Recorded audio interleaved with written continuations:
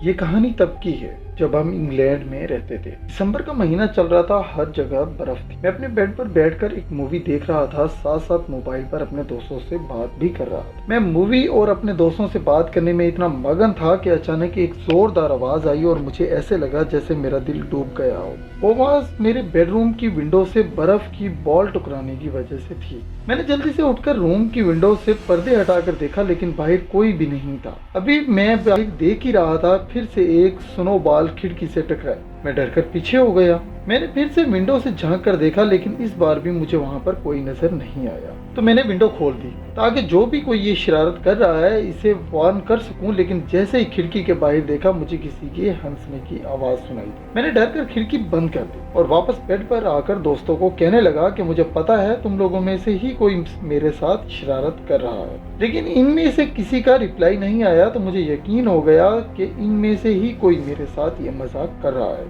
मैंने खिड़की के पर्दे बराबर नहीं किए थे, क्योंकि मुझे पता था कि जो कोई भी मेरे साथ मजाक कर रहा है वो फिर से भी शरारत करेगा। अभी मैं ये सोच ही रहा था कि एक और स्नोबॉल आकर विंडो पर लगी। जल्दी से विंडो के पास आया ताकि जो भी है इसको पकड़ सकूं, लेकिन वहां जाकर खौफ से मेरे दिल की धड़कन तेज हो गई। वहां सामने मेरे दोस्तों में से कोई भी नहीं था, बल्कि एक अजीब सा इंसान खड़ा था जिसकी शक्ल काफी खासी डरावनी। वो मेरी तरफ देखकर हंस रहा था। अचानक वो इंसान बड़ा होने लगा। मेरी हालत ऐसी थी जैसे काटो तो बदन में लहू ही नहीं। फिर मैंने जल्दी से अपनी खिड़की बंद कर दी और पर्दे गिरा दिए। मेरे दोस्तों के मैसेज भी आए हुए थे कि इनमें से किसी ने भी कोई शरारत नहीं की, वो सब अपने घरों में ही थे। अभी मैं मैसेज पढ़ ही रहा था कि खौफ से मेरी चीख निकलते निकलते रह गई कि किसी ने विंडो नॉक की। फिर किसी ने विंडो खोलने की कोशिश की। मैं डर के मारे कांप रहा था। फिर अचानक से आवाजें आना बंद हो गई। मैं कुछ देर खुद को कंट्रोल करता रहा। फिर मैंने उठकर विंडो के बाहर झांका। बाहर अब कोई भी नहीं था। मैं सीधा अपने मम्मा पापा के पास जाकर इन्हें सारी बात बताई। वो मेरे रूम में आए और विंडो के ग्लासेस पर लगी बर्फ देखकर थोड़ा चौंक गए,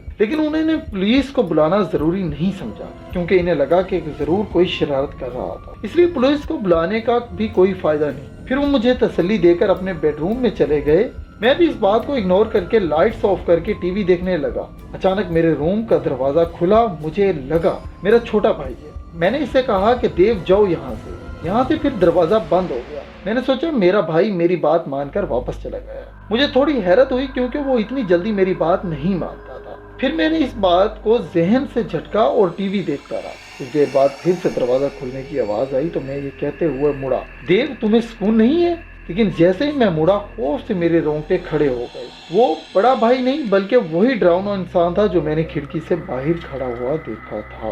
वो दरवाजे में खड़ा हंस रहा था और फिर इसने अपनी मुंह से उंगली रखकर मुझे खामोश रहने का कहा और मेरी तरफ बढ़ने लगा। मैं जल्दी से खड़ा हो गया और मैं डर के मारे पसीने में नहा गया था, लेकिन मेरा जिस्म कांप रहा था और मुझे समझ नहीं आ रही थी कि मैं क्या करूं। वो काफी तेजी से मेरी तरफ बढ़ रहा था। फिर अचानक इसने मुझ पर छलांग लगाकर मुझे दबोचा और एक हाथ मेरे मुंह पर रखकर अपने दांत मेरी गर्दन में गाड़ दिए। मैंने बहुत कोशिश की कि मैं इसके हाथों से छूट जाऊं, लेकिन मैं कुछ भी नहीं कर सका। यही आखिरी चीज मुझे याद रही कि इसके बाद मैं बेहोश हो गया। जब मुझे होश आया तो मैं अपने लिविंग रूम में था। मेरे सामने मेरे पेरेंट्स और पुलिस खड़ी थी और एक एम्बुलेंस भी खड़ी थी। मेरे रूम से आवाजें सुनकर मेरे मम्मा बाबा रूम में आ गए थे। पापा को देखकर इस इंसान ने मुझे छोड़ दिया। मेरे बाबा ने इस डरावने इंसान को पकड़ने की कोशिश की, लेकिन वो नाकाम रहे और वो इनके हाथ से निकल गया था। फिर मुझे हॉस्पिटल लाया गया। शुक्र है मुझे कुछ भी नहीं हुआ था, लेकिन पुलिस आज तक उस इंसान को नहीं ढूंढ सकी।